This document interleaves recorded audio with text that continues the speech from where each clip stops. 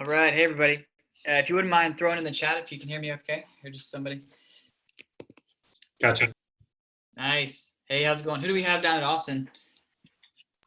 Hey, good day. Leaf here. Ryan Erickson from AFWERX Austin. Awesome. Thanks for joining, man. I got a couple other folks that will go around the room and make some introductions. So, Jared, you want to go next?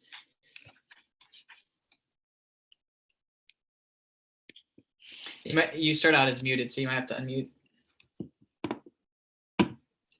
Hey team, it's Joey and Ryan here. We're in Dayton, so we are here to help answer questions. We'll be up on the chat and make it happen.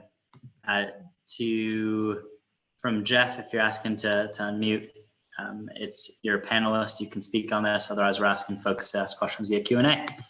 So there we go. And big FYI for everybody, the FAQ on our website is updated with all of the questions from last week. So if you want to peruse that, afwerx.af.mil, then you can see all the FAQs. We'll also take the FAQs from this week and we'll be posting them out there. And as well, we will be recording this and posting it, so keep that in mind. Yep. So Steve, all you to start recording. Oh, I already started. All right. Awesome. Cool. Jared, if you want to jump in, you can. It might be that you're somewhere you can't chat with everyone right now. Hey guys, no, I've got kind of a novel audio setup at the moment. So if you guys can you guys hear me all right? Yep. Sweet. Cool. So Jared's doing a lot of the work with the STTR. He'll be leading that effort for this round. So Steve Lover, I'll be doing the direct to phase 2 effort. And let's get started. As I said in my email, we sent out the video from the last round. So if you have not watched that already, please do watch that for the general overview. We're not going to double tap that today. Instead, we're going to use the full time, or at least 90% of the time for questions. I do want to talk a little bit about the resources that are available to you. So I'm going to share my screen here and just show you this real quick.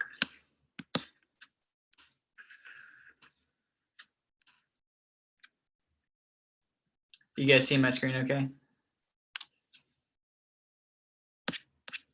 Yes. Yes. Okay, awesome. So again, being recorded as we mentioned.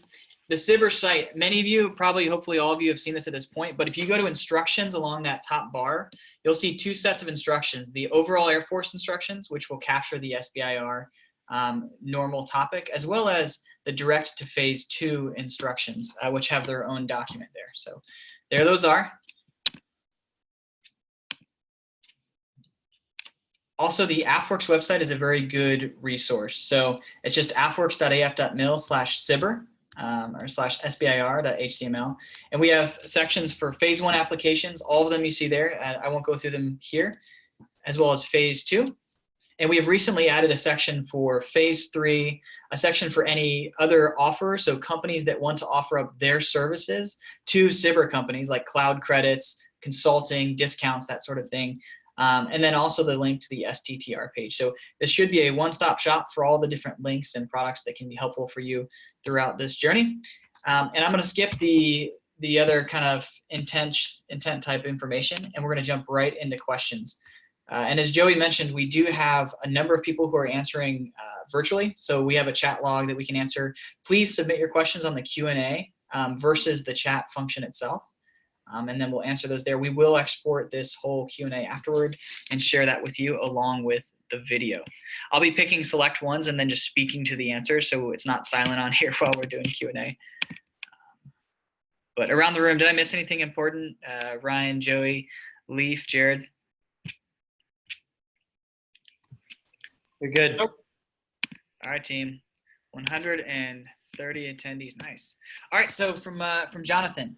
I'm attending this session today with Merdad on behalf of the optonics team. We have the following questions.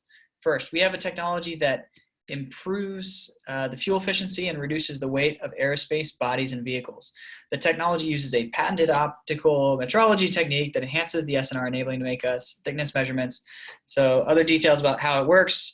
Is this a technology that seems desirable with regards to the Air Force? So for that first question, We're not going to answer those types of questions here. That's actually the intent of phase one. So we want you to come, or phase one SBIR.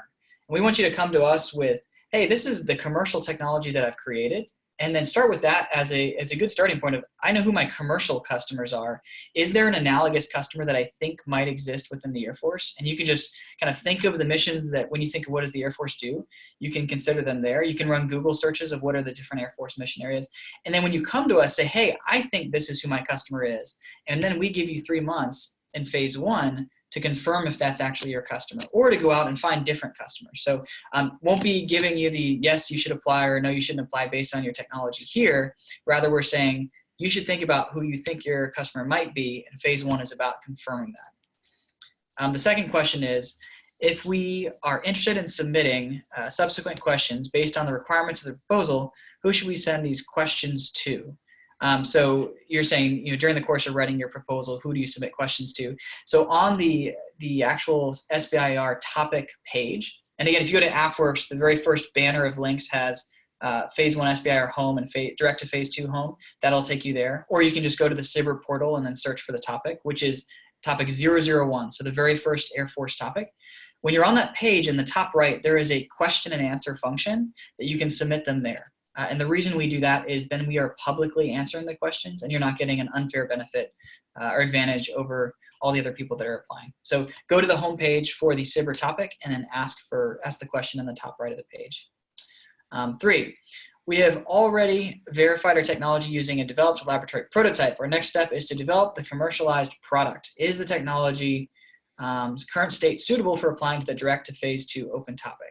So here, my answer would be no. Direct to phase 2 is meant to be, you've already demonstrated commercial viability and traction. So you're selling this product. You have proven that it is commercially viable.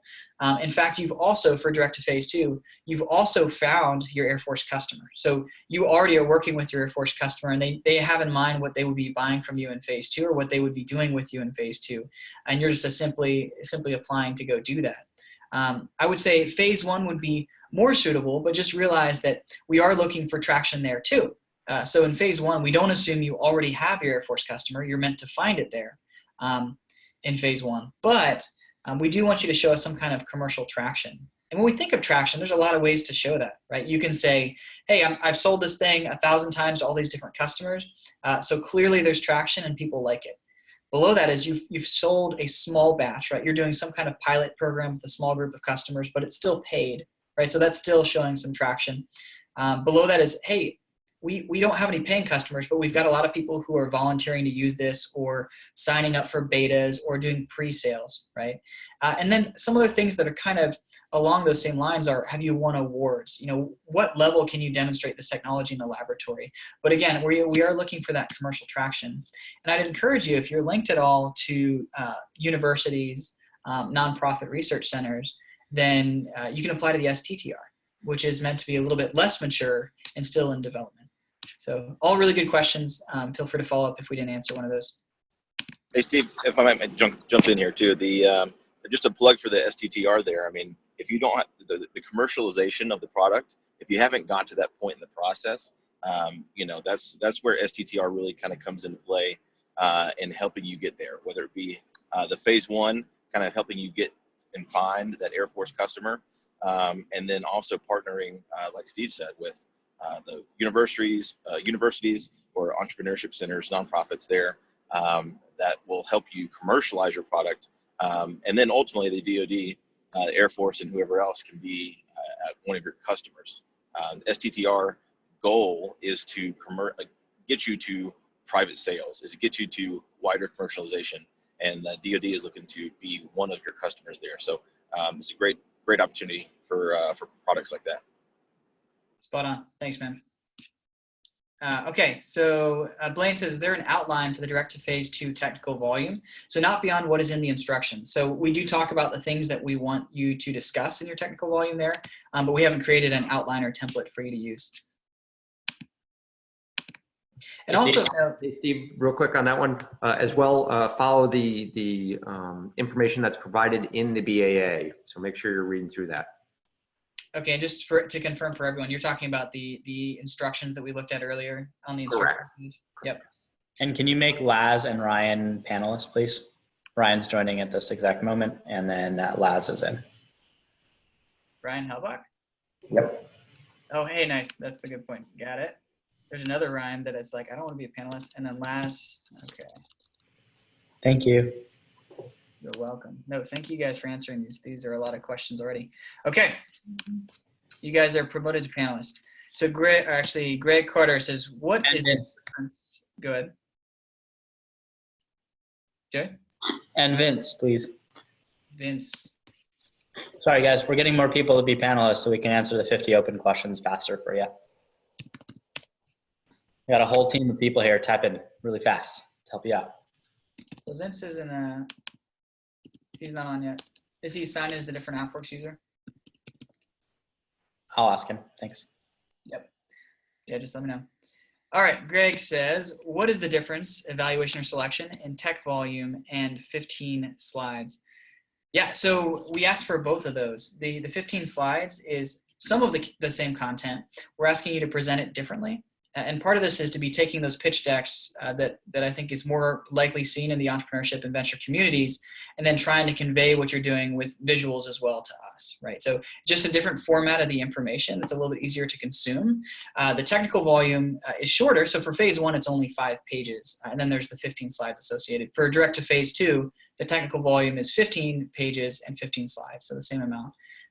So yeah, just different presentations of much of the same information, and then act like you're pitching to us as if you're going for investment or doing a sale. It's a good question.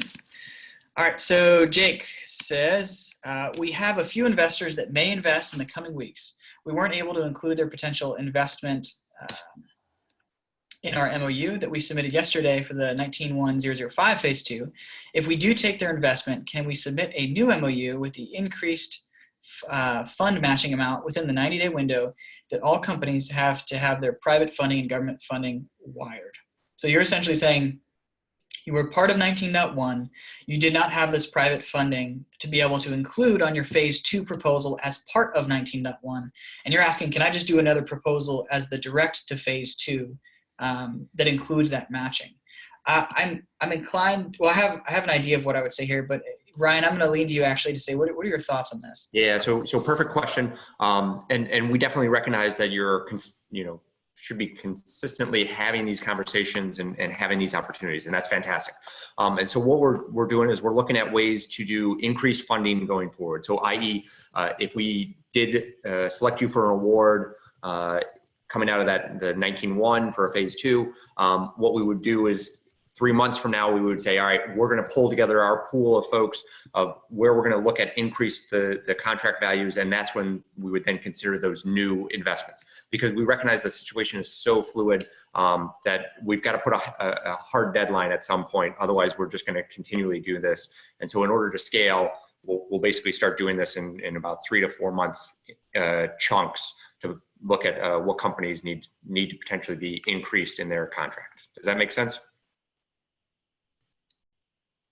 Great. And yeah, just throw it at the bottom of the Q&A if you want any follow-up on that. Thanks, man. All right, so from Anonymous, when the direct to phase 2 submission portal asks for 1 year duration in months, is that referring to period of performance, exclusive or inclusive of the final report? When the direct to phase 2 submission asks for 1 year duration in months, is that referring to? So I believe that's actually including the report that's at the end. Does anyone else have a better understanding of that? Includes everything, everything together.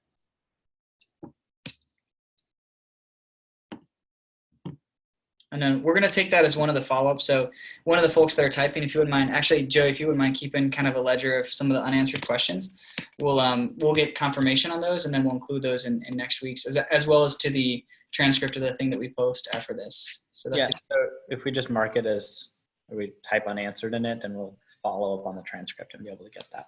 I like that. Okay. It'll be a little bit faster for us. Yeah.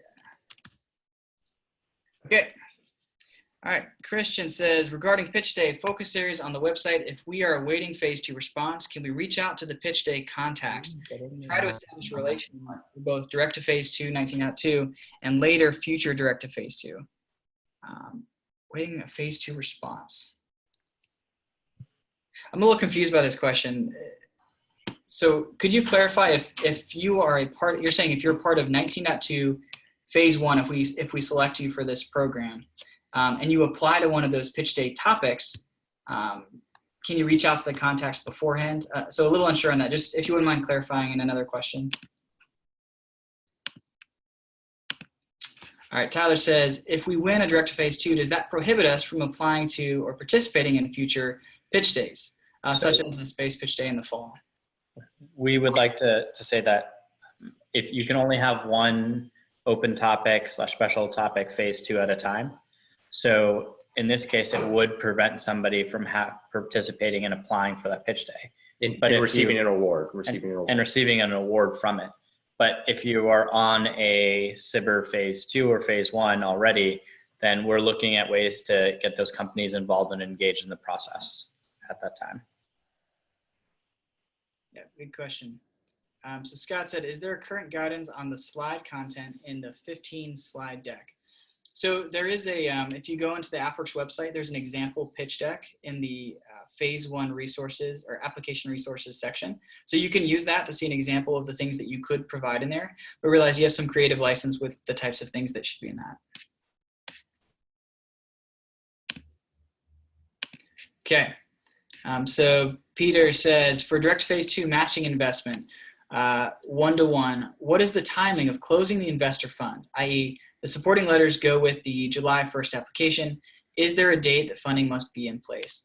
Yeah, so we need to have the private funding. We need proof that the private funding hit your account within 90 days of being awarded your phase 2 or your direct to phase 2 in this case.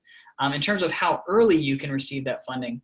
For if you are part of phase 1, essentially the first day of your phase 1. So the moment you start the phase 1 period of performance is the first day, all the way through again 90 days after that award is when you need to receive the funds. For direct to phase 2, it's a little bit different because we wanted to give you the ability to, as you become aware of the direct to phase 2, still benefit from the matching. So it's from pre-release, which already occurred through 90 days after the award occurs, that would apply. All right, so Chuck says, on page 2 of the direct to phase 2 instructions, how do I know if I should be proposing a 50-page deck volume versus a 15-page? Yeah, so there's a point in the direct to phase 2 instructions that it mentions 50 pages somewhere in the body, but previously we had said 15 pages. So that second one is just an error. It is 15 pages for the direct to phase 2. Good question. All right, Elisa says, special topic phase 1 award is for a maximum of 50K over 3 months, 2 months technical and 1 month final report. On this very limited budget, we can complete our prototype within 1 month, not 2. Since most AFWERX phase 1 awards are firm fixed price anyway, can we use the shortened 1 month timeline in our cost proposal rather than artificially stretching out our labor hours over a 2 month period? Yeah, just realize that the purpose of phase 1 is not building anything. The purpose of phase 1 is performing customer discovery with the Air Force. So that is what we're asking you to pay for, and that is going to take the full 3 months. And trust me, that's been the case with almost everybody because the applications pour in on that last day. In terms of putting out your labor hours over a certain amount of time, really we're worried about you deliver us the thing that we're asking you to give us. So make the numbers work, don't be dishonest with it, but realize that we're not going to get wrapped around the axle with the ways in which you decide to spend your phase 1 money, right? So that's something where I wouldn't worry about when applying to phase 1 that's going to cause you any trouble. Now, if you're proposing that you define customers want to go on a 365-day cruise around the world, we might raise some eyebrows. All right, Launchpath says, in reference to technical data rights, a lot of the rights definitions refer to copies of software. Can you explain how it pertains to software as a service since SaaS products are not installed? Yeah, that's a really good question that I don't think I'm equipped to answer. I'll pass it around the room and then we'll find a follow-up for you after. So would strongly encourage you to go out and review via the SBIR website about data rights. I believe they've answered some of those questions and some of their frequently asked questions options there. As well, we can take the action to investigate that more. But I know the SBIR website is fantastic for being able to answer those types of questions. Awesome. Thanks. From Anonymous, are you allowed to submit multiple Air Force MOUs for direct phase 2 or just one? If multiple, should one be your primary MOU? Yeah, that's a really good question. So you absolutely can have multiple stakeholders who are signing on to work with you as part of your phase 2 or your direct to phase 2. But at the end of the day, we will need a single mutually agreed upon set of milestones that we can actually award. So what I would advise is either you can put it into one MOU and mention all the different stakeholders and say, hey, this is the primary POC and these are the milestones that we're going to accomplish, and everyone says it's okay. Or if you are going to have multiple MOUs, have all the milestones are the same among them, and then mention that they are mutually agreed upon. So you can, but again, there needs to be one set of milestones that you'll deliver to us. Good question. All right, Danny says Air Force 192-001 indicates to reference a focus area. If the focus area, man, these keep coming in. Do you guys know if there's a way to stop it from scrolling as we get more Q&A? I don't know, man. I don't think that there is. Could you try making Ryan a panelist again? Yeah. All right, I'm trying to help here. So guys, thank you guys for your patience as we're trying to get more of our team onto it. Zoom isn't really cooperating. All right, I think this is going pretty well. Okay. Okay, so continuing on with the question from Danny. 192-001 indicates a reference to a focus area. If the focus area indicates pitch day, should attendance of the pitch day be included in the phase 1 scope during the 3-month period of performance? Yeah, I think that would make sense. So I would include that as one of the events that you're planning on doing throughout your customer discovery. That's a good idea and good question. All right, for direct phase 2 feasibility documentation, is there a desired or recommended format? A sample available? Nope, no recommended formats and no samples that we're gonna provide on that. All right, from Sunflower, we have a product for long wave infrared windows and multispectral infrared windows used in missile windows and domes, so on and so forth. This is funded by Amerdec in Alabama. Okay, copy. So if you got a question associated, maybe just throw that back in to the Q&A. All right, Corey says on page AFDP 2-2, the differences between proposal types table for the Air Force direct to phase 2 typical. And so in what we're asking for in that table, it references 15-page technical volume, 15 slides, and 100-second video. Looking through the instructions, we have not found any other references to video format, expected content, etc. Can you please direct us where we can find information on what is to be included in the video for content and formatting? Yeah, we actually don't care about your formatting for that, but for the video, just think of what you would see on Kickstarter or what you would, any kind of promotional video that's trying to capture, this is the value proposition of my product. This is who I think the potential customers are, and this is what we want to do for you. So there's a lot of creative license involved in the video, and that's just the big thing. Convey your value proposition and your target customers that you're going after in the Air Force.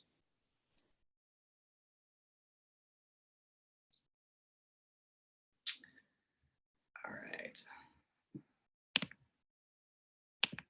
Okay, this is from Launchpath. Also, in reference to technical data rights, indicate whether development was accomplished exclusively or partially at private expense. If development was not accomplished at private expense or for computer software documentation, enter the specific basis for asserting the restrictions. The tense of was accomplished is confusing. Are the technical data rights as pertains to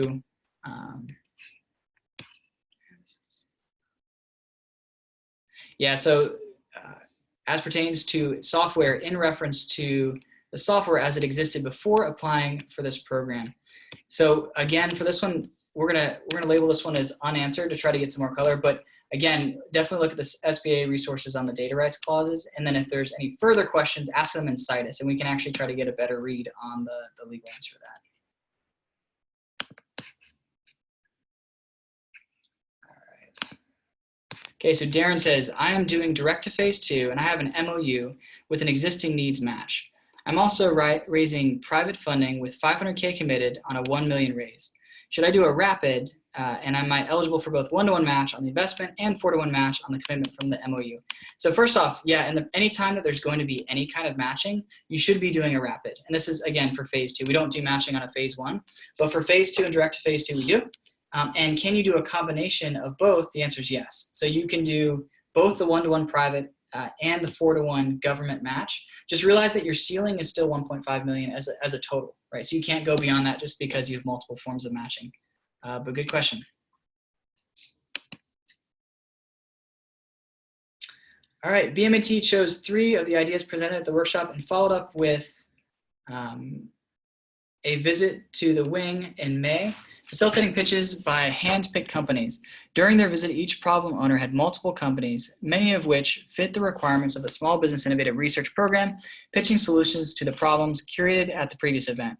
The focus was connecting problem owners with potential solutions, as well as facilitating communication within the unit facing the problem. Does this mean that they are no longer interested in technologies for this topic? No, I don't think that's the case at all. In fact, it's uncovered a mission need. And just because there are some folks who can solve that issue does not mean that they have already been, that they no longer have that opportunity or that challenge. So nope, that doesn't mean that we're no longer looking for it. Okay. Okay, for the company commercialization report, for direct to phase 2, should it be submitted as a supporting document, other document? Same question for the video, submitted as a supporting document. So for the first one, if it's included in what you're being asked for in the technical volume, then include it in that. But you can submit any addendum, supplemental information, etc., as a section in your section 5 as a supporting document as well. For the video, for this one, actually don't do it as a supporting document. Instead, in your technical volume, just have early on, even if it's the first section, a link to your video. So it's good that you bring this up. We are actually asking for you to upload it, whether to a YouTube or a Vimeo, and then just include that in your technical volume so we can go watch that online.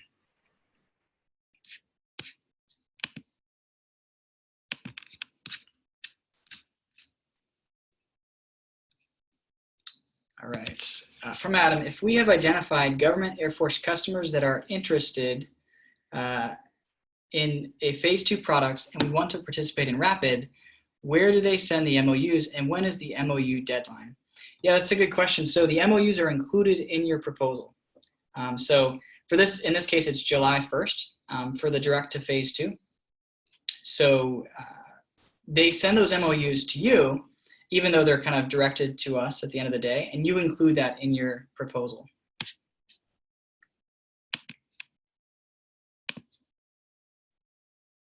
Okay, is a cost volume required for the AF 192-001 or just the max 5-page technical volume and the max 15-slide pitch deck? Also, are there guidance on what should be addressed, content in the max 5-page technical volume and the 15-slide deck? Yeah, so in the instructions, we talk about the things that we want you to cover in your technical volume, so follow those instructions. And then for first part, is there a cost volume? Yes, we still ask for the cost volume. And as you're going through your proposal, your application, it's going to ask you for specific cells to be filled in around that.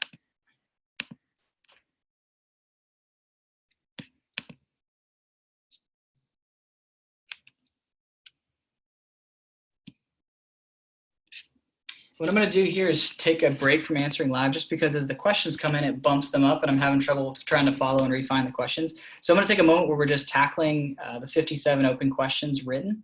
And then we'll jump back in once we've gotten it down to a manageable number and it's not bumping the questions up our queue. So here we go.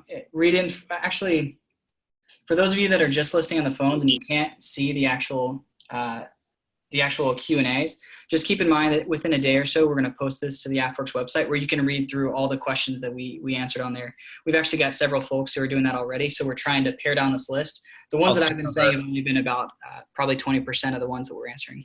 Steve, I'm not having trouble. I'll answer some questions. So. Okay, yeah, I'll start typing out. Cool, thanks. Hey, Steve from Laz. I'll answer one of the questions while you're doing that. From last week, there was a great question about what happens if you're a foreign university. Can you still take part in STTR? The answer I gave wasn't particularly clear, so let me make it abundantly clear. And the same is true for SBIR if there's foreign companies with SBIR. The point of the STTR and the SBIR program is to foster the development of companies within the United States. So if it's a foreign university, the answer is no.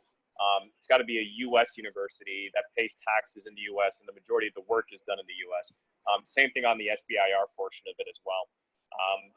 You can have foreign nationals that are on the team. 51% of the company needs to be owned by by U.S. owners.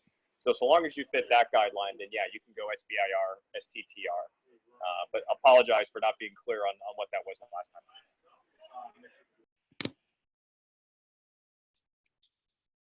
One of the questions that's repeated a bunch is where can you find the resources that we've been mentioning in this chat? If you go to www.afwerx.af.mil, there you'll see for industry is the tab. And if you scroll down to the SBIR tab is where you'll find more information about the SBIR program. If you go to for academia, there's the STTR program. So they can again be found at afwerx.af.mil/sbir.html. And then in the top right-hand corner, you'll also see a button that says FAQs. Under the FAQs, there's all of the SBIR questions that are posted, and we did our best to break it out by group as well. So that's where the example pitch decks and the tech volume and the application explainers are sitting as well. Noah, you asked, can we include a letter of support from our current commercial customers? Yes, you can. If that's what you want to include as part of your application, you're more than welcome to do so.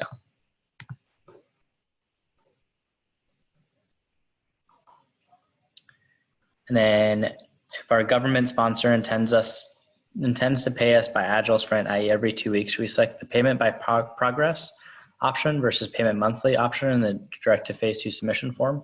Correct. You should select the payment by progress because that will pay you by the milestones and as the progress is being completed. You have Sadipo, you have an 18.2 AFWERX open topic for phase 2 and have applied for the 19.1 open topic phase 2. We were told that for current phase 2 holders applying to 19.1 open topic phase 2, AFWERX will attempt to vector it towards a directive phase 2. So does that imply we should resubmit the 19.1 phase 2 proposal as 19.2 directive phase 2? Or will AFWERX figure out how to award the 19.1 phase 2 if selected and we should not resubmit to 19.1 directive phase 2? Matthew, that's a question for you. We are trying to work that in the back end, and I don't have the answer off the top of my head for that one, but we will get back to you, Sadipo, on that. Yeah, hey, this is Ryan Erickson in Austin. Hey, Sadipo, we sent an email encouraging you to submit to this phase 2 within 19.1. While we're still working that behind the scenes, and Steve brought it up last week at the AMA, if the guidance turns out for you to go direct to phase 2 for your application, we will let you know then. But as of right now, you should have submitted for the phase 2 for 19.1.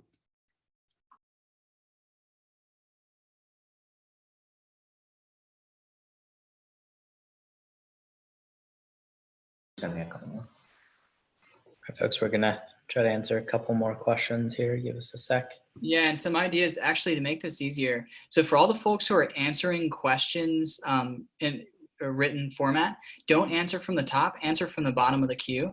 And that's what's causing it to jump along the top. So that way Joey can just read out a little bit more smoothly. All right. AFWERX 19.2.1 indicates a reference to a focus area. If the focus area indicates pitch day, should attendance of the pitch day included in the phase 1 scope during the 3-month period of performance? Yes, you should.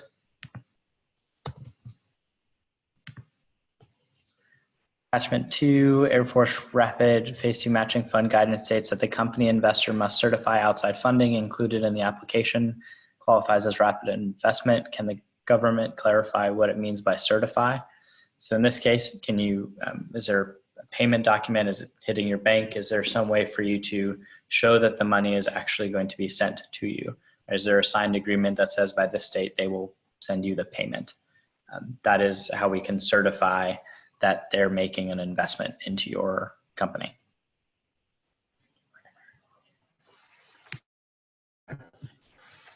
If I can just make a quick clarification on the, if I can just make a quick clarification on the previous question about including travel to the pitch days in your phase 1 proposal. The phase 2 application process will include that pitch day. And so you actually cannot include that as part of the phase 1. The phase 1 should be focused on that customer discovery because in essence, we'll probably do a selection prior to the actual events themselves. So, okay. Sorry about that. Thank you for the help clarifying. Appreciate it.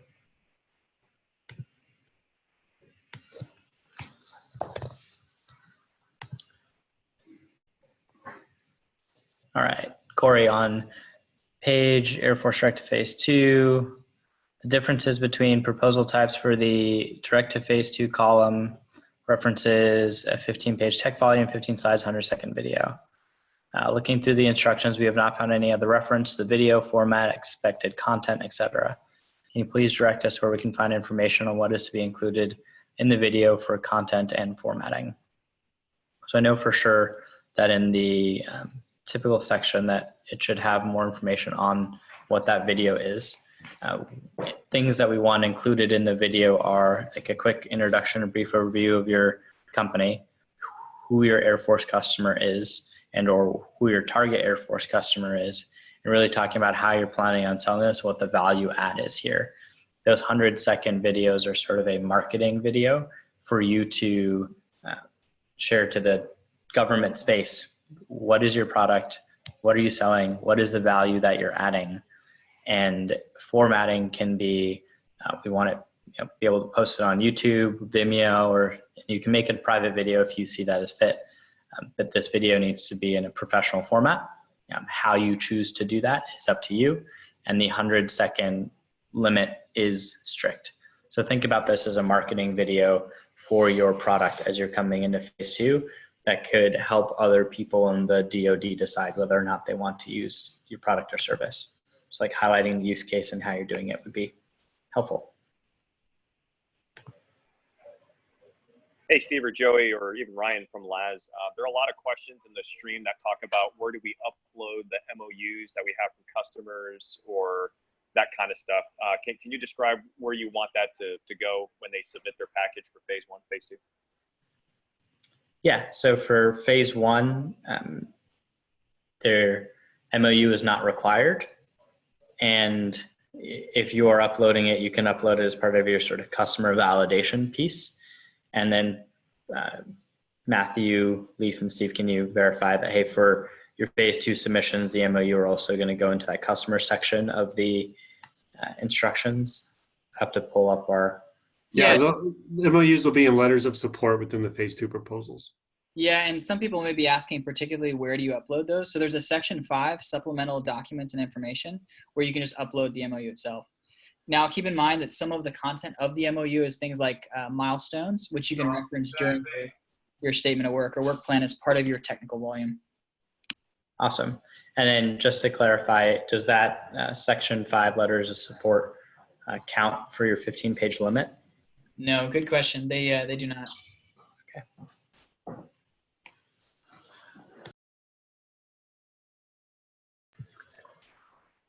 So sales operations, you asked, what is the difference between milestones and the statement of work? Aren't they both the same? Yeah, so in your statement of work is probably going to compose of the milestones. The statement of work differs because it's talking about all of the type of work you're going to be doing.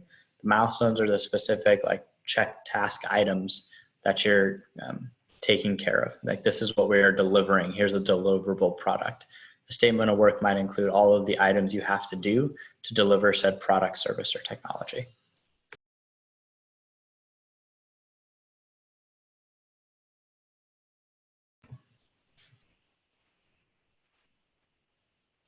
Our solution addresses multiple phase 1, 19 to open topic focus areas. So in your, Tyler, so in the space that you are wanting to How do you call that out? You can put that in your application for, hey, these are where we think our application and product can be useful for. And then in addition, you put that in the focus area ID submission, so we can know which focus areas that your solution is addressing as well. Like put it in your customer discovery saying, hey, these are the specific things, focus areas that we could help solve and or need IDs as well.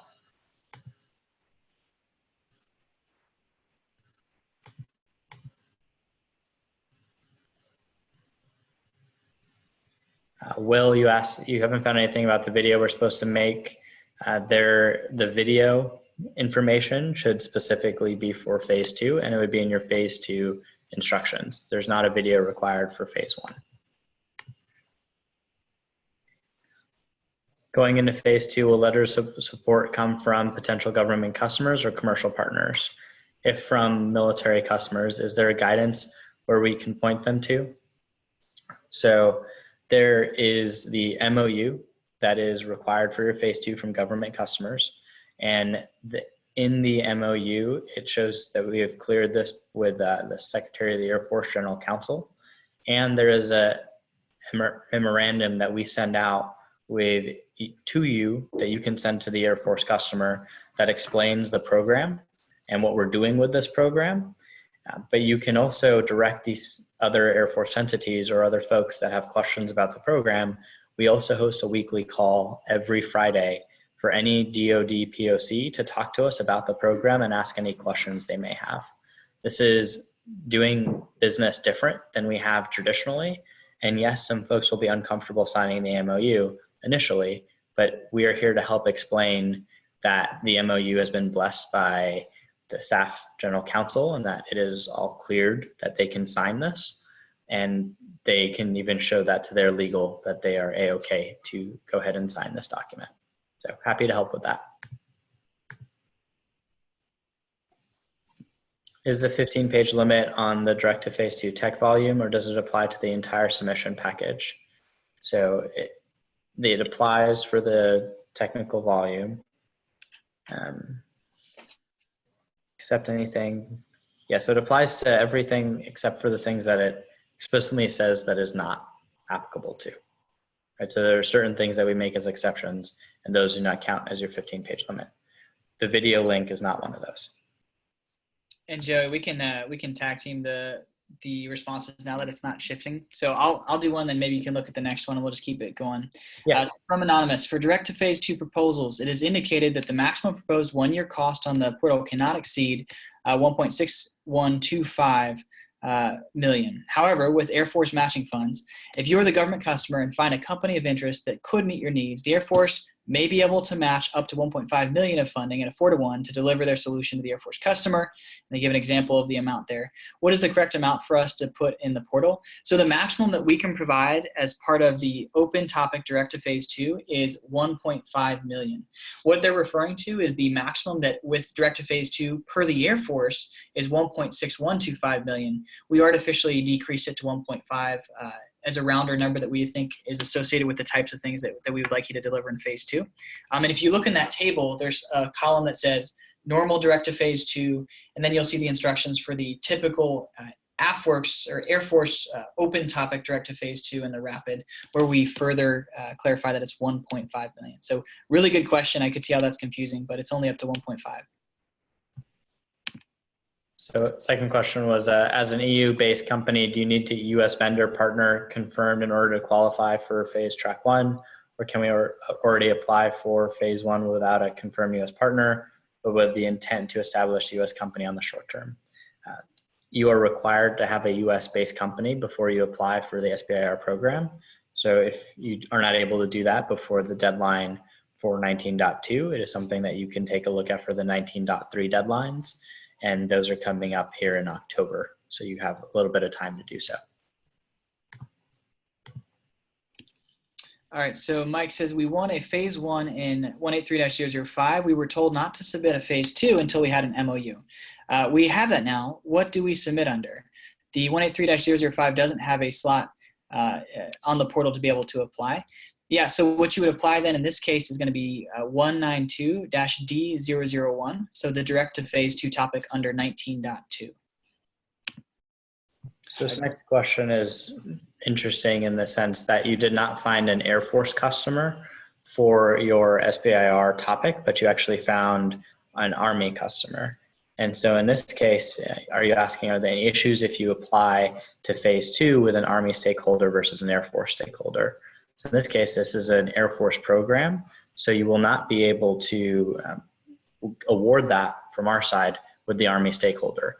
But I recently did learn, and this is pretty awesome for the team, is that if you do apply and get turned down, or if you do apply, the Army can then ask to take over that SBIR application and then bring it over to their SBIR program. So in this case, I do recommend that you apply, and you will very likely, you did not meet the criteria for having an Air Force customer, so that would be a challenge for your application. But the benefit is you can ask the Army to pull it over to their SBIR program. And if I can jump in on that as well. So we recognize this problem. There's a number of folks that have had this problem. And so we are working with both our compatriots on the Navy side and the Army side. We actually want to get to either a joint open topic or a way to very easily transfer these types of things between, because the Army and Navy, they see the value of what we're doing here, and we think there's a huge opportunity. So again, we are experimenting, we are iterating on what we do with this open topic, and I think the next step will be a more joint focus. Yeah, that's going to be awesome. And also, if you have an MOU from another service, that's great if it's in addition to an MOU from an Air Force customer. And even if there's funding that's coming from a non-Air Force customer, whether it's Army, Navy, some other agency, that could be okay as long as there's someone in the Air Force who's saying, yep, this is also useful to me. And that's demonstrated via an MOU. So we'd want an MOU from the Air Force customer as well. Okay, so Anonymous, does the government want a cost volume narrative in addition to the cost volume submitted through the online submission form? If so, should this be included in the supporting documents volume? So I don't believe we do. Ryan, can you confirm that? So we don't ask for a narrative for the cost volume in addition to the cost volume section?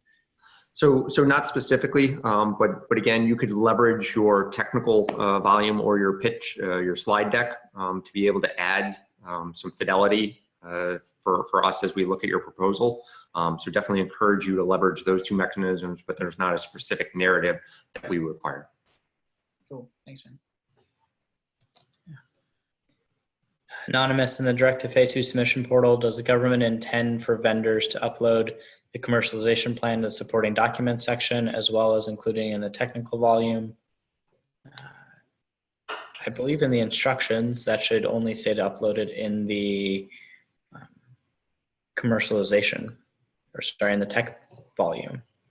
It should not also have you upload that in the supporting documents. I would have to double check the instructions on that one and get back to you. So we'll go ahead and we're gonna type as a follow-up for this one.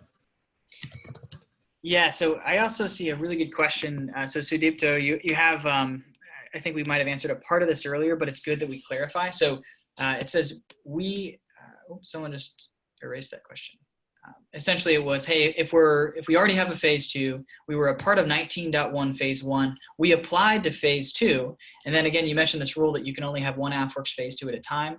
That clause is not included in the direct to phase 2 instruction, so in theory you could. So the question was, well, have we been vectored to apply for the direct to phase 2, even if we were already a part of 19.1 phase 1? So for most people, that's going to be super confusing. For those in this circumstance, you're probably tracking the scenario. And so I just want to get a little clarification. So from Leaf and then from Ryan, my understanding was that we were saying, go ahead and apply to your phase 2 in case there's we work around and say, okay, we're going to allow multiple phase 2 as part of this. And then also apply to the direct to phase 2 with that same submission. In case we do need to use the loophole in the direct to phase 2. Is that correct? Or Leaf and Ryan, what are your understanding of that? Sorry, you're going to have to excuse us. Joey and I were talking. Can you just quickly iterate what your question was? Sorry. Yeah, and Leaf, were you tracking on that too? And yeah, we tried to answer Sudeep's question before, but I think you're asking a different part of it. So yeah, so Ryan, what I was just the scenario is you've got an active phase 2 already. You were in 19.1, you're applying to phase 2 for that existing 19.1, right? So you can't have the multiple phase 2s. Correct. Direct to phase 2 instead. Or do you apply to the normal phase 2 in hopes that we find some kind of workaround to allow that to happen? You know what I mean? So number one, very good question. I think that's something that we need to solve internally, and then we will post a response to that. I know that Kim Yoder with our contracting team is looking into that. Let me talk with her and get you a solid answer rather than giving you an incomplete answer here. I mark that as follow-up, Steve. My bad. That was my fault that it disappeared. Oh, cool. Thanks, man. Hey guys, I've seen a number of different questions that I've answered so far, but they keep coming up in different forms with regards to the phase 1 of projects and having a government customer, having an MOU. You know, the intent both on the STTR and SBIR side is that the phase 1 is to go and find that government customer. It's kind of customer discovery, finding out what exactly they need, and developing your product appropriately, kind of as part of that process. You don't necessarily need an MOU to start phase 1. You know, at the end of the day, phase 1 can result in an MOU, you know, optimally, and other forms of government or user interest. But phase 1 is at its core there to give you a chance to discover your customer, understand what they need, and interact with them, and to further your product or service. Awesome. All right, thanks, man. All right, so this one says, if awarded phase 1 in this cycle, you said there's 3 to 4 weeks after the end of phase 1. Is that starting to apply to phase 2, or can we start applying for phase 2 as soon as we have a signed MOU? So yeah, once you're in phase 1, you know, as we mentioned, it's 3 months of phase 1 and then phase 2. We try to align the last day of phase 1 as the close of applications for phase 2.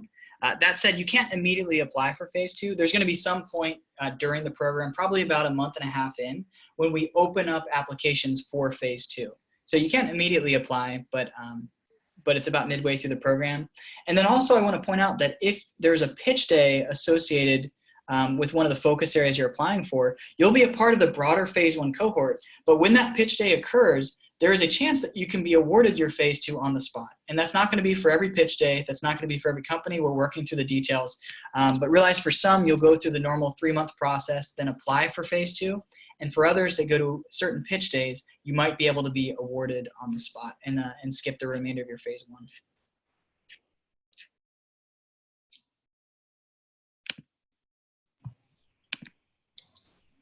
So Christian, regarding the earlier pitch day question, you submitted a phase 2 19.1 proposal this week. You're hoping to apply to a pitch day event, but it seems that you cannot. You could still theoretically apply here because you don't know if you're going to be awarded the 19.1 phase 2 proposal, and you would still have the opportunity maybe to win the pitch day proposal as well.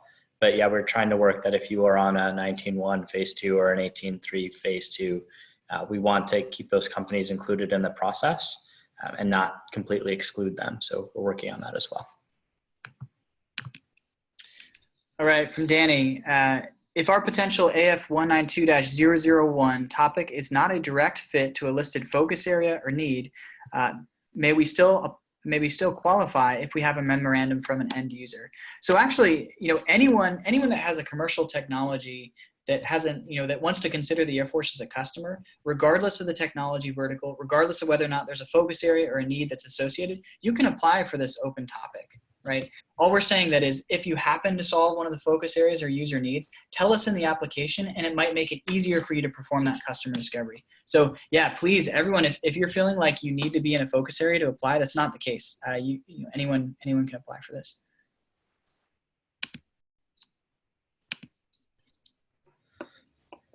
Ryan, you asked, we're looking to bring on 500K of private investment at this time. If we apply on the rapid, does that mean our SBIR award is limited to 500K? Can we apply for the SBIR typical 750K and then apply for 101 matching with the 500K investment and receive the matching 500K on top of the original 750K.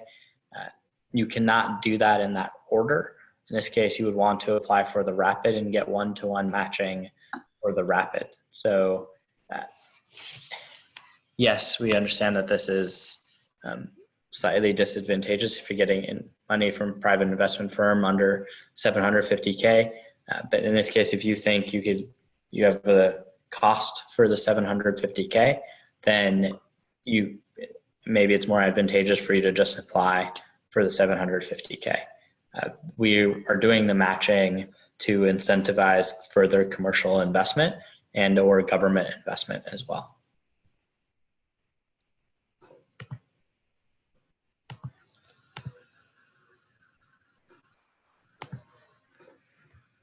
Joshua, we do anticipate there being more open phase 1 topics in the future and likely to be more direct to phase 2 as well.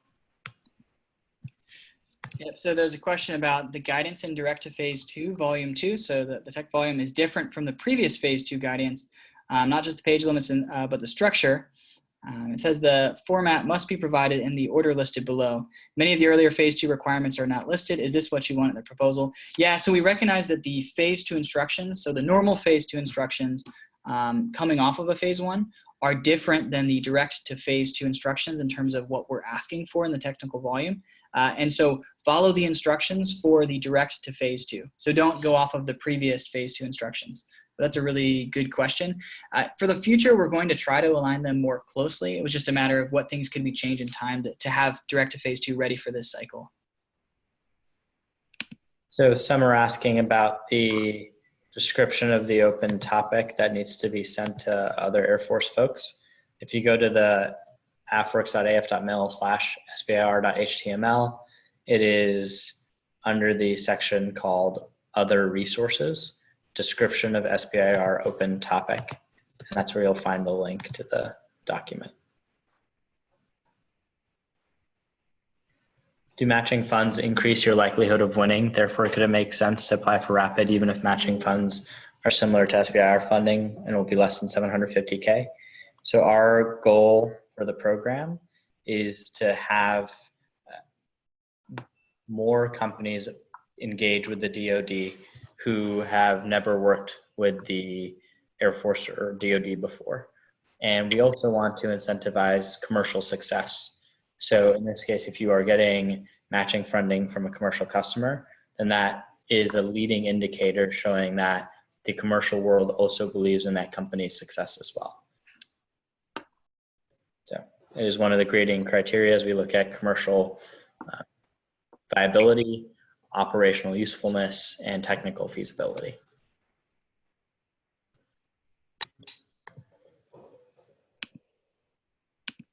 Yeah, so along those lines, Marina had asked, hey, if we have a technology that's not to market yet, can you apply for phase 1? So on that one, the answer is you can still certainly apply. We do value that commercial traction pretty highly. So in those cases where you don't yet have existing trailing revenue and customers, if you can articulate to us that you have a strong pipeline, that's at least helpful. Or again, if you have pre-sales or if you have unpaid pilot programs, anything to say that you have users who are interested and either already using it or about to be using it, even in the cases where they're not paying. Right? So try to capture your traction to the maximum extent possible. But I will say we do put a premium on having some kind of commercial traction to prove out the technical risk or mitigate the technical risk and prove out the concept commercially.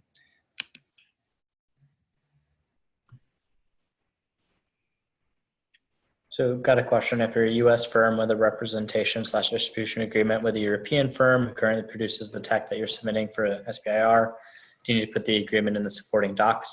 We do recommend that you put in as much information as possible to better describe your business situation.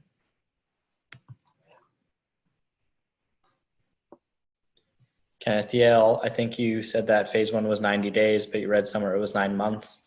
Is there a timeline somewhere? So phase 1 is 90 days for the special topic, phase 1.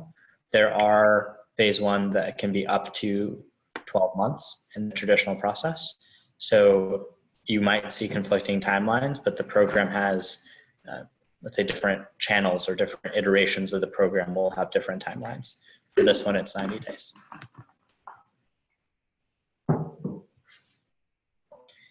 So I've seen a couple of questions about fuel technology need ID 15 from the need IDs, and that the Minot Air Force Base might have already solved this problem through different means, because somebody posted a news article. We will follow up on the validity of that need ID as well. They might have found a different pathway to solve that problem, but they also might still be looking for other options or solutions. So if that's no longer needed, we'll pull need ID 15 off. If it's still on there, you can assume that they need it in some way, shape, or form.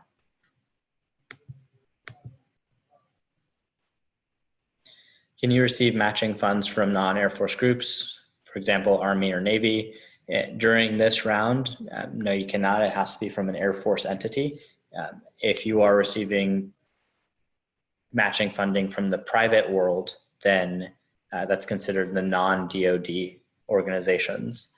You can receive matching funds from them, but not from the Army or Navy in this case. If the purpose of phase 1 is customer discovery, what is the additional scope that should go into the work plan? So if you're doing customer discovery here in phase 1, you might also be further developing your technology or product. You might want to describe how you're doing customer discovery and what those different parts of customer discovery are and what goes into making that a successful operation.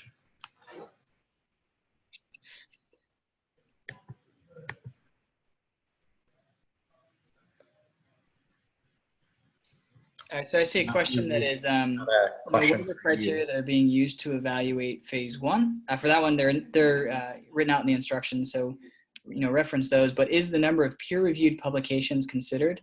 So there, I'll say one of those criteria that if you see in the instructions, it tells you about is team. So we do evaluate you on your team, and I would argue that peer-reviewed publications is something that that validates the strength of your team members. But again, just look at the other 2 criteria as well, and technical and commercial, and we do value that commercial traction.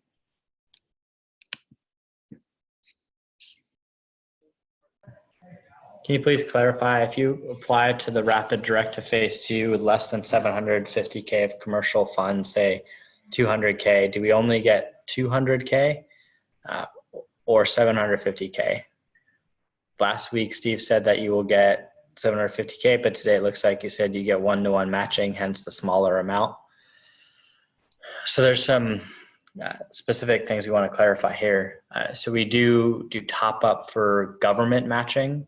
Steve, are we also doing top up to 750K for commercial matching as well? Yep, so that's correct. So if it's some amount less than 750, you can still request. And again, I want to say up to 750. So don't game the system. If every application comes in with 750, it'll look a little bit fishy. So ask for what you need. But yes, even if you have some multiple that's less than your 750 at 1-to-1, we can still top you up to 750, even for a commercial. My apologies on that.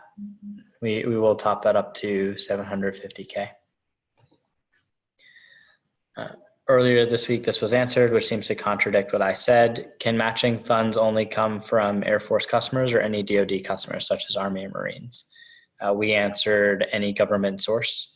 So the Army and Marine Navy funds are the funds that we cannot match at this time. But for coming from another government source that is not the Department of Defense can be matched. Steve, Ryan, just verifying that with you guys. So, and Ryan, I'll let you weigh in on this. My take has always been that you can use other services matching. In fact, we have in the past. But again, in those cases, there needs to be an Air Force customer who has also signed an MOU and is saying, look, the work that is being proposed, even with the matching from the other service member, is still benefiting the Air Force mission too. Because in some cases, the Air Force just they can't find the funds for whatever reason, but it is a very mutually aligned mission between the services.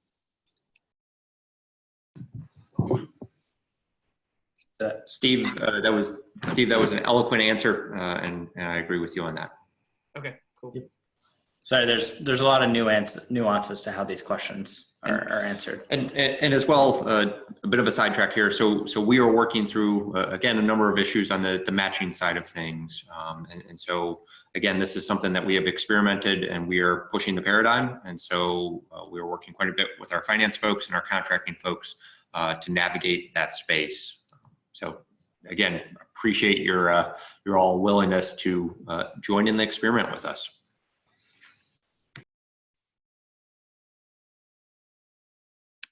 All right, so for direct phase 2 submissions, do subcontractors need to submit a separate statement of work, or should this be integrated into the prime statement of work? Yeah, so there just needs to be the one statement of work.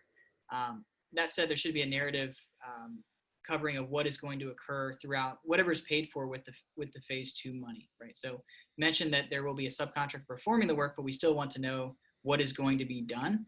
And then also a lot of times we'll see in the supplemental document section, so volume 5, people will upload, an agreement between the sub and the prime to execute said work. So that is acceptable as well.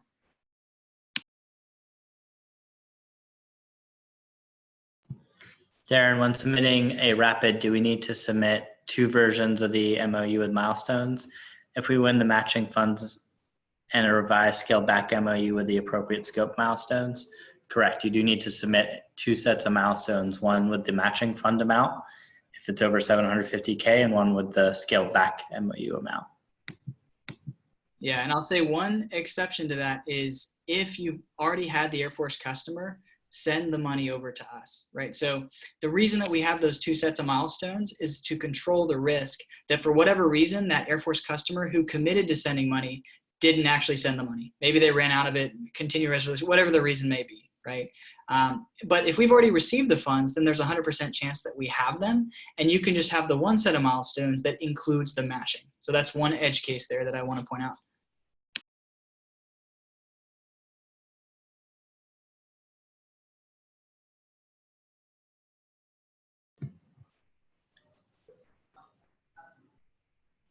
Steve, can you check if Vince can jump in and chat as a panelist?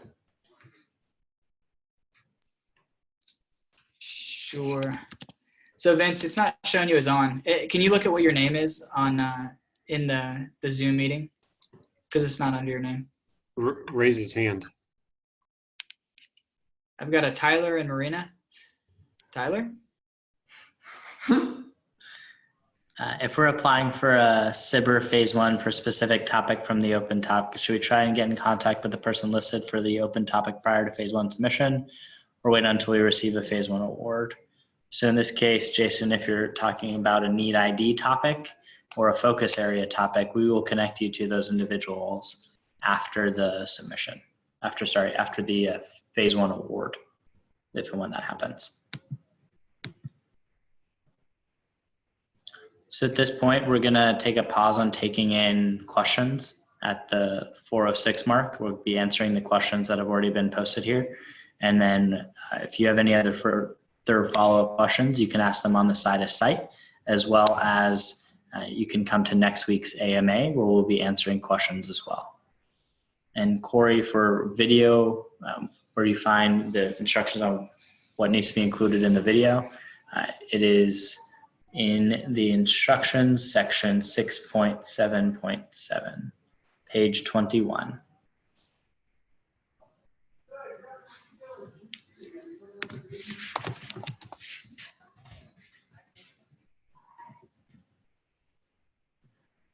If you apply to Rapid and get 125K from an Air Force customer, you get 750K from SBIR and not 500K, which is 125K times 4. So in this case, it's a 4-to-1 match. So you would get 125K times 4, which is 500,000 plus 125,000. So that amount would have been 625,000, but we are topping this up to 750K. So you can get up to 750K as well. Okay, so I see a good question.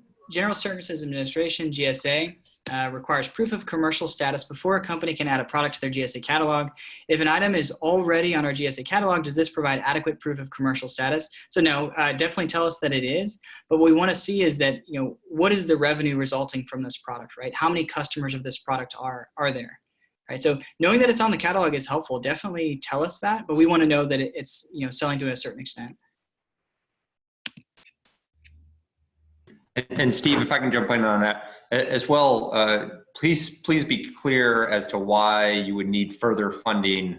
If it's something that's already readily available to the government to purchase, why would you need further funding to develop that?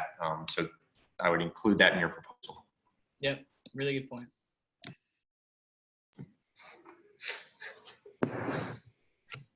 See if I'm going to try to catch up on reading some questions. So. Okay. So from Ryan, what types of contracts are the direct to phase 2 awards? So those are going to be firm fixed price contracts. And in some cases, in the past, we've awarded them as other transactions. Historically, that has only been in those cases where there's private fund matching coming in, because within FAR, it was difficult for us to be able to do that, but with OTs, we could. So yes, they will be firm fixed price. And then in the case of private matching, they may be OTs.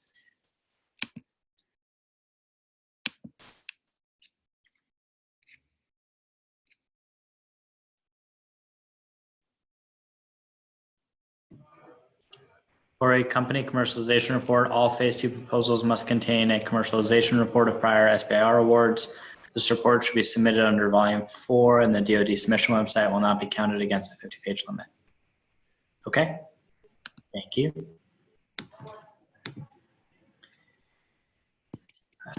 I'm interested in the matching prerequisites and timeframe and amounts. In the phase 1 award, enough to qualify for matching, or do you only match in response to a phase 2 award? So do you provide, so in this case, we're matching to the phase 2 awards. We're not matching at the phase 1 timelines. Because phase 1, we're doing up to $750K in 3 months. Sorry, phase 1, we're doing $50K 3 months. Phase 2 is $750K. Do you provide a 750 grand match for any level of government funding? For example, if we get 30K in DoD, do you match 750K or only 4 times 30K? So in this case, we would, if the DoD customer is providing 30K, in essence, we would be providing the other 720K from the SBIR program. And the customer would be adding that last 30K to bring it up to a maximum of 750K. With no matching, what is the max dollar amount for regular phase 2? For our special topic phase 2s, it's 750,000.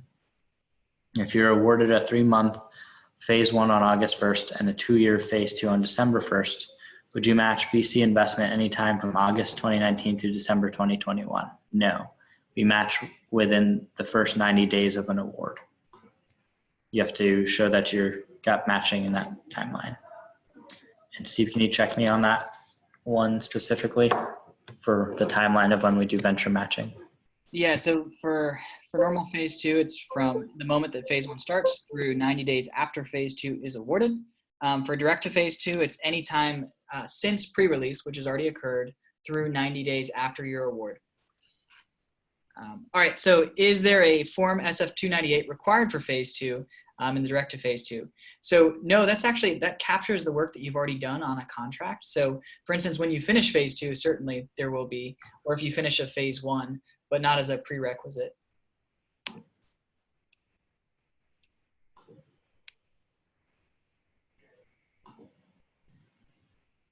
So for phase 2 matching at a pitch day, can a company receive more money than they ask for due to matching?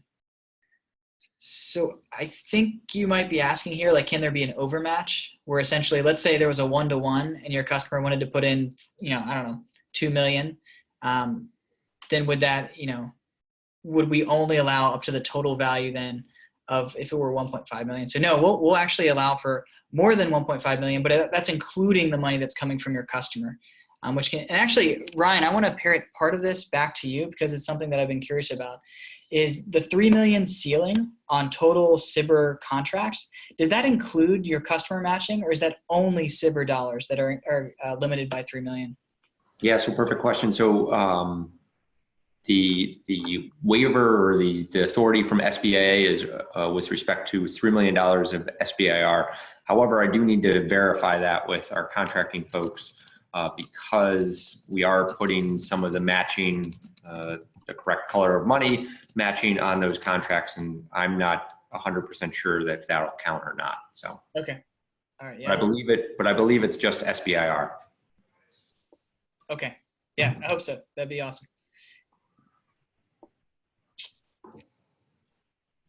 So Darth, on the matching side, if you have a non-Air Force customer, but also have an Air Force rep willing to sign an MOU, the non-Air Force customer is willing to put in $250K, can you get 4-to-1 matching from the Air Force? In this case, is the product service benefiting the Air Force? Is that why the Air Force rep is signing this? In that case, yes. But if it is not for the primary benefit of the Air Force, then no.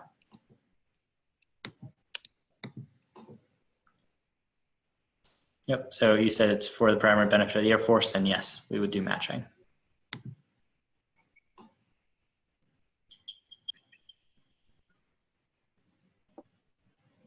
And so anonymous, you say that we have an error where we say maximum of 25 pages. The maximum for the proposal can be 15 pages, correct? So it is an error on our part.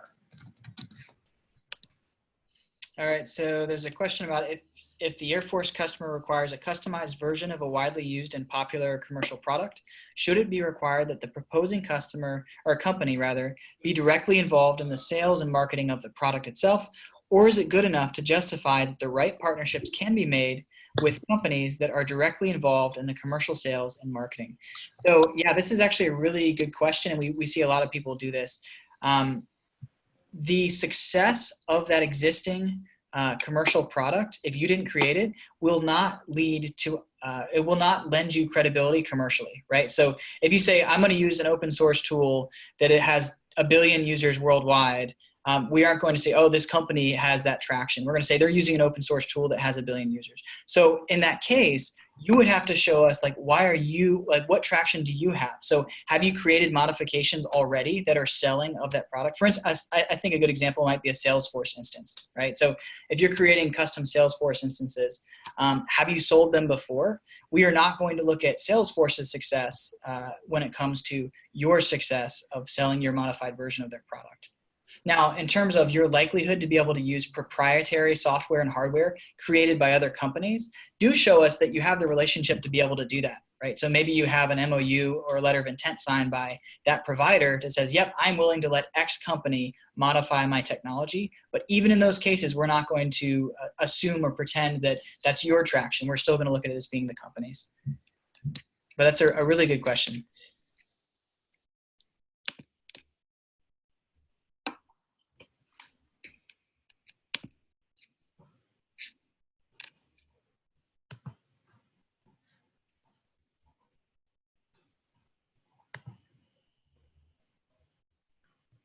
All right, so I see a question for the open call. If you have multiple standard phase 1 and phase 2 awards, are you allowed to participate in an open call? Or is the restriction only tied to already having an open call phase 1 or phase 2 award? Yeah, really good question. So it's only open call, and it's actually only open call phase 2. So you can have done previous phase 1 awards, right? But you can only have one concurrent phase 2 at a time with an AFWERX or with an Air Force SBIR open call. So good question.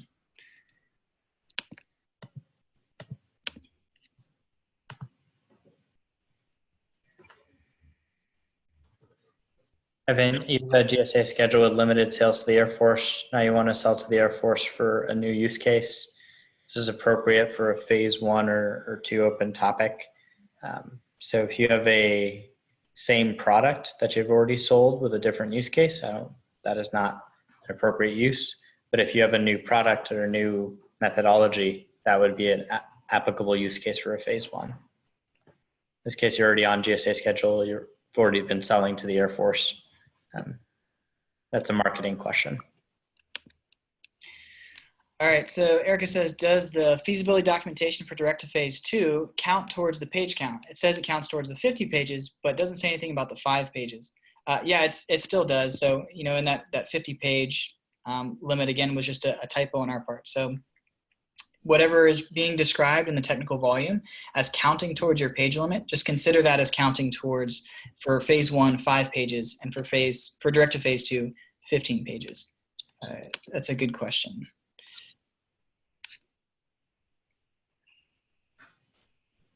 All right, so do you have any sense when we'll have an answer about the 19.2 direct to phase 2 eligibility for companies with an existing 19.1 phase 1? So your company applied to 19.1 phase 2 under the open topic and would like to apply to direct to phase 2 with a different product and Air Force end user. So it sounds like you don't have an existing phase 2, but you applied for 19.1 phase 2 and you want to apply for direct to phase 2. So in this case, yes, you can apply for direct to phase 2 because you'll notice that in direct to phase 2, we don't have a clause anywhere that says you cannot have multiple AFWERX, Air Force SBIR concurrent phase 2s at a time. So you can do that. So for you at least, you can go ahead and apply for that one as long as it, like you said, it is a different product. It's on you as the company to determine what is double dipping, aka fraud, getting paid twice for the same thing, and what is significantly or sufficiently different. Steve, I believe the term is inherently similar work. Yeah, inherently similar work. I like it.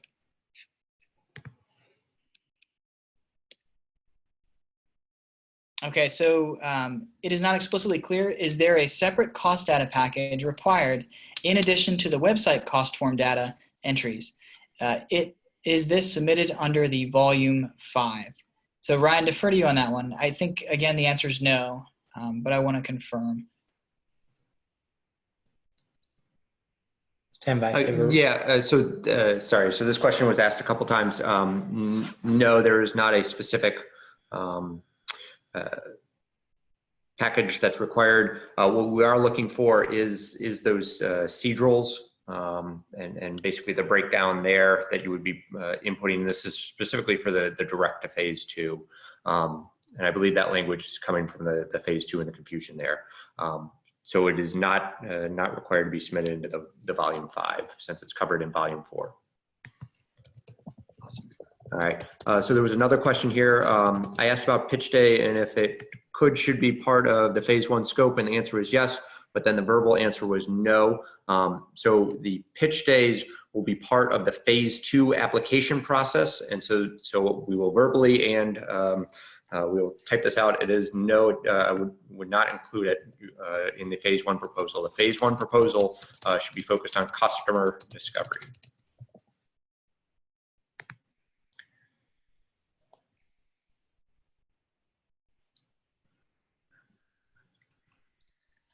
All right, so we're above time, and I think we drew the line at 4:04 is the last question coming in. So please, if you have other questions, go to the here, I'm turning on my video. Please go to the topic page itself and then ask a question via Citus in the top right. We've been answering those relatively quickly. Ryan, when do we close those out? Is that 1 week prior that we can no longer ask and answer questions? I believe it is June 21st. Okay. So next Friday will be the last day that we can receive questions, and then I believe we have a week to answer those questions as well.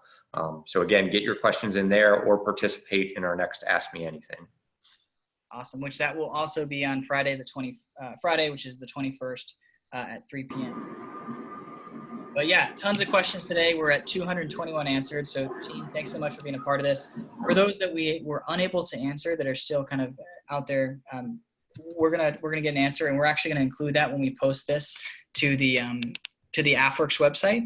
And then next time, if it's still unanswered or if you still have confusion around it, please do attend the next AMA and ask again, and we'll have an answer for you then. So thank you, everybody, and have a good weekend. Thanks, team. Bye. Thank you, everyone. Thanks, guys.